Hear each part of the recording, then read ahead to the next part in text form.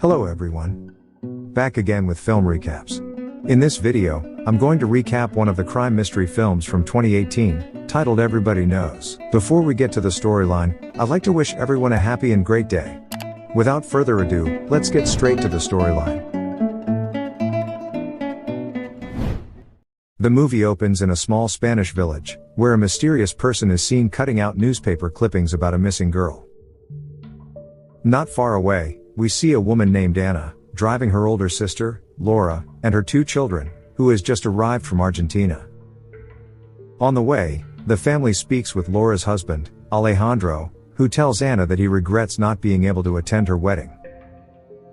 Elsewhere, a local man named Paco returns home from the grape harvest, and meets with his wife, B, and the two appear deeply in love. Shortly after, Laura's family arrives at a local hotel, owned by their oldest sister, Mariana. Anna then introduces Laura to her fiancé, who has also just arrived with his family. The family heads inside, where Laura greets her father, Antonio, who is overjoyed to see his daughter after so long. Sometime later, Laura's teenage daughter, Irene, goes to hang out with a local boy named Felipe. The two are then seen riding his motorcycle at full speed along a rural road. They almost collide with another car, which turns out to be driven by Paco and B. Paco recognizes Felipe, who turns out to be his nephew, but he wonders who the new girl is. Meanwhile, Laura chats with Mariana, and her husband, Fernando, who says they aren't doing well financially, and barely make enough to pay off their loan. Laura then meets with Mariana's daughter, Rocio, who works at the hotel, and has a little daughter. Rocio reveals that her husband, Gabriel, went to Germany to look for work, and that they are separating. Afterward, Laura meets Paco and B on the street, and greets them excitedly, as she and Paco are old friends. Then, Irene arrives while speeding on a motorcycle with Felipe, which worries Laura. She quickly stops the teenagers, and introduces her daughter to Paco. The scene then cuts to the wedding day, where the local church is filled with the entire village. Meanwhile, Irene and Felipe climb up to the church tower, during which he nervously kisses her. They notice some inscriptions on the wall that say LP, so Felipe explains that it was Laura and Paco who wrote them, as they used to be very much in love, and that apparently everyone in the town knows. Irene is shocked to hear this, and makes Felipe write their initials as well. After the wedding, everyone leaves the church, and moves on to the party at home, where they dance and drink joyfully. During the celebration, Irene suddenly feels dizzy and unwell, so Laura takes her to bed and gives her an inhaler. The rest of the guests continue dancing downstairs, right when the power goes out due to the heavy rain. Paco then takes his nephew, and heads to fetch a generator from his estate. Later, the newlyweds cut their cake by candlelight and flashlights when, thanks to the generator, the lights suddenly come back on.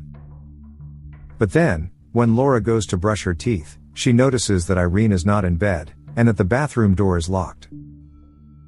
Irene doesn't answer her, so she urgently seeks help from Paco, who forces the bathroom door open, but shockingly, no one is there. They search frantically for Irene, and on her bed, they find newspaper clippings about the kidnapping shown in the opening scene. Next, Paco goes out to search for Irene outside, while Laura desperately tries to reach her by phone, but their efforts are futile. Not long after, Laura shockingly receives a text claiming that they have her daughter, and that she will be killed if the police are alerted. This sends her into a panic, so she immediately shows the message to her family and to Paco. Paco says the kidnappers can't be far, so he, Laura, Fernando, and B, get into a car and start driving around. On the way, they run into workers from the electric company, who explain that someone has cut the cable, so they're trying to repair it. Upon not finding Irene anywhere, a panicked Laura breaks down in tears, so B suggests calling the police. But Paco reminds them of the newspaper clippings they saw at the house, and worries it might be the same kidnapper. It turns out that back then, the kidnappers asked the family not to contact the police, and when they did, they killed the poor girl. With no other option, they return home, and conclude that someone must have spiked Irene's drink, meaning the culprit had to be a guest at the party. They even question Felipe, but he insists he has no idea about Irene's whereabouts. Paco believes the kidnapper is a professional, who planned everything in advance, orchestrated the power outage, and knew that Laura was arriving from Argentina. The family urges Laura to rest for the night, but she instead reads the articles about the previous kidnapping, and weeps in despair. The next morning, the wedding guests who came from abroad leave, while Paco arrives to check on Laura, and urges her to call Alejandro. With no other choice, Laura finally calls her husband, but she breaks down in tears and can't speak, so Paco has to step in. Later, Laura wonders why, among all the kids at the wedding, the kidnapper had to take her daughter. Mariana thinks maybe it's because she's the only one with enough money to pay the ransom. But Laura reveals that they are struggling financially, as Alejandro has been out of work for 2 years. In the afternoon, Paco is at his vineyard, when B arrives, and shockingly, shows him a text message from the kidnapper demanding 300,000 euros. He finds it odd that she received the message, so B points out that maybe it's because Paco is too involved in the case. Paco immediately calls Laura to inform her, but it turns out she has also received the same text, so he rushes out to see her, which annoys his wife. Sometime later, Paco arrives to see Laura, but shockingly, her father, Antonio, begins insulting him for acting like a family. He rudely reminds Paco that he is the son of his servant, and orders him to know his place. He also claims that Paco owes them more than anyone else in the town, and reminds him how he forced Laura to sell the land, on which Paco now has his vineyard. Just then, Laura arrives, and Paco asks her if he had forced her to sell the land. It turns out that many years ago, she was in desperate need of money, so she sold her land to Paco for below its market value. Laura makes it clear to her family that no one tricked or pressured her. She willingly sold the land because of her financial need, and Paco, who didn't have much, gave her what he could. In the afternoon, Fernando takes Paco and Laura to meet his friend Jorge, who is a retired policeman. They show him the wedding video, and the text messages, but Jorge warns that tracing the kidnappers will be difficult, since they use fake IDs for the SIM cards, and destroy both the phones and cards after each message. Since the family is unwilling to involve the police, Jorge advises them to act as if they are gathering the ransom money, which will buy them some crucial time. Later, Jorge speaks with Laura privately, and asks when she first met Paco. She explains that they grew up in the same house and were always together, until she moved to Argentina. She also admits they were in love back then, but now their lives have taken different paths. Later, Paco goes to meet his business partner, and tells him he urgently needs money to deal with a personal crisis. The man refuses, but Paco insists he is even willing to sell half of his share of the vineyard. The man is stunned, and says he will think about it, but Paco insists that it is urgent, and storms out. When he returns to the car, he finds Laura in a state of panic, as she has received another text. Paco's phone rings, and it's B, who has received the same chilling message. The kidnapper is warning that Irene is unwell and can't breathe, so they're demanding that the family prepare the ransom before she dies. That night, Laura wakes in the middle of the night and realizes her phone is missing. She heads downstairs and finds Alejandro reading the text messages, after which the couple tearfully embraces each other. The next morning, the couple drives up to the police station, but dares not enter for fear that something could happen to their daughter. Later at home, the family discusses their next move, and Laura tells them that Paco is considering selling his land to help. Then, Alejandro privately asks why Paco would go to such lengths for them, and she reveals that he is only pretending to sell to spread the word that they are gathering the money. In the afternoon, Laura takes Alejandro to a secluded place, where they meet Paco and Fernando. Jorge is in a nearby car, but wants to speak to Alejandro alone. He asks why Alejandro didn't come to attend the wedding, to which the man responds that he had several job interviews, which he didn't get. Jorge asks if it was because of drinking, but Alejandro assures him that he hasn't touched alcohol in 16 years. Suddenly, Jorge brings up his bankruptcy, and begins to suspect him of the kidnapping, which offends Alejandro, causing him to storm off. Next, Alejandro angrily asks Fernando if he was the one who told Jorge about the drinking and his financial troubles. Fernando denies it, while Alejandro furiously pulls his wife away from there. On the way home, Laura explains that it was she who told Jorge all of this, because she believed he could help them. But this only enrages Alejandro further, and he's frustrated that her whole family suspects him in the face of his own daughter's kidnapping. That evening, Laura approaches her distressed husband, and says that, if he agrees, she can ask Paco for the money. She tells him she is willing to do anything to get their daughter back, and if Paco won't give it, they can go to the police.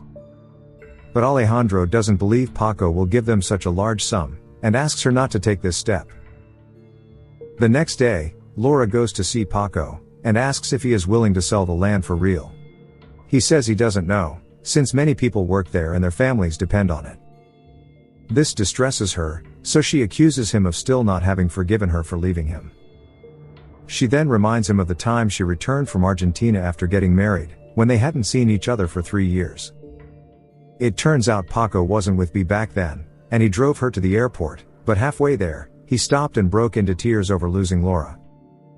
They then got out of the car and made love one last time before parting ways.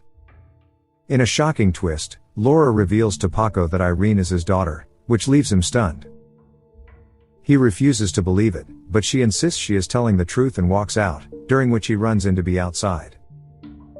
Later, B asks Paco what Laura wanted, and he replies that she needs his help with the money because of their land issues.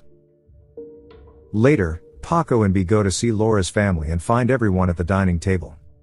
B takes the opportunity to express that they are very upset, as the family still believes they have claims on the land.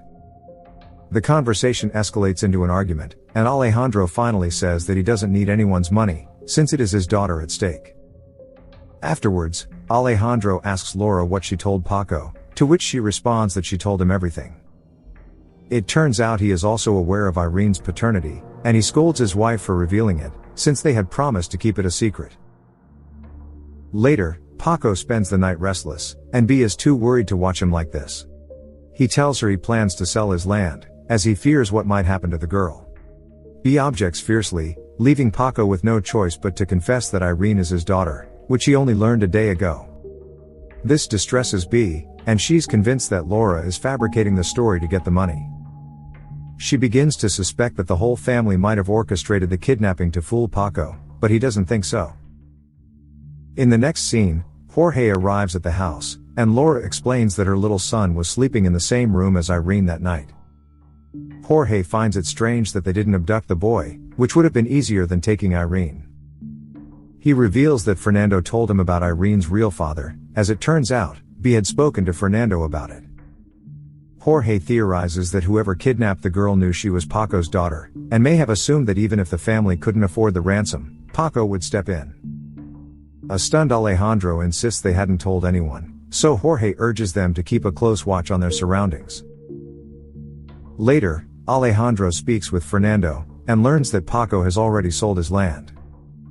Alejandro worries about what people might gossip about, so Fernando reluctantly reveals that people were already suspicious about the truth.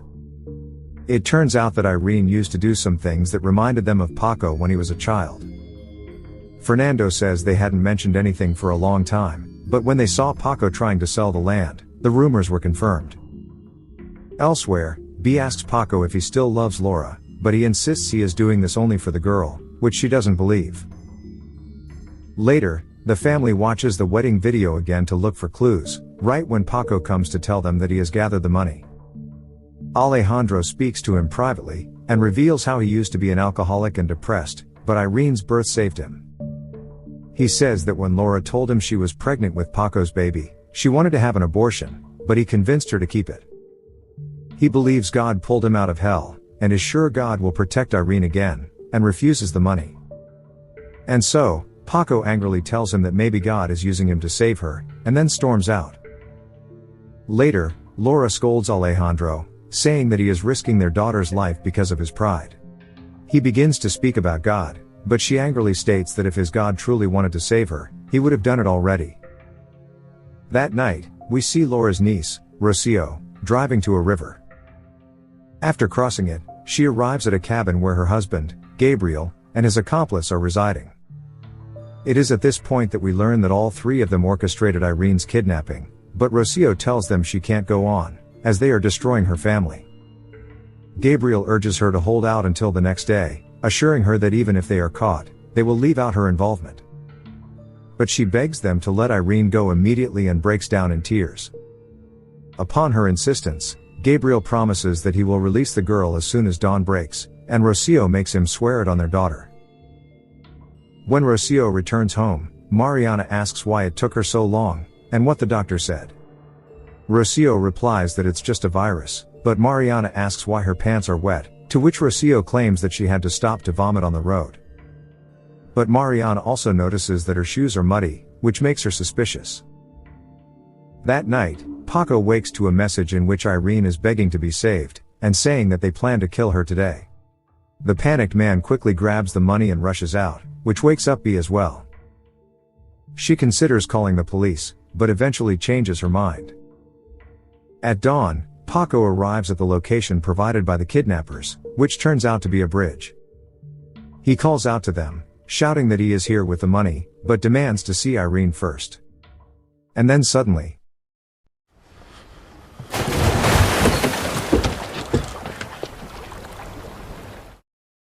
Paco immediately heads there, but doesn't find anything in the river. However, when he returns to the car, he finds the money bag is gone, but spots Irene in the back seat, tied up and gagged.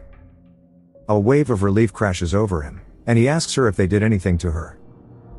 The loving father quickly puts his jacket over her, and gently kisses her forehead before untying her. Shortly after, Alejandro and Laura arrive to meet Paco, and the couple embrace and kiss their daughter in overwhelming relief. Alejandro thanks Paco for everything, assuring him that he will return the money. Later, Rocio is making a bed when she overhears her family celebrating that they found Irene. Elsewhere, an exhausted Paco returns home, but finds B missing, which implies that she has decided to leave him. On the other hand, Irene returns home, where her family surrounds her and tearfully hugs her in relief. Here, Mariana notices Irene's muddy shoes and realizes the truth, which leaves her in shock. She looks at her daughter with quiet disappointment, but doesn't say anything. In the next scene, Laura's family prepares to return to Argentina, and Felipe promises to call Irene when she gets home. In the car, Irene asks Alejandro why it was Paco who rescued her, but he remains silent. After bidding a heartfelt farewell to the family, they drive toward the airport, leaving the nightmare behind. In the final scene, Mariana is sitting alone in the town square when her husband Fernando approaches, urging her that it's time to return home. But she asks him to sit beside her, saying she has something important to tell him. As their conversation begins, the movie abruptly comes to an end. Okay guys, thanks for watching. See you again in the next video.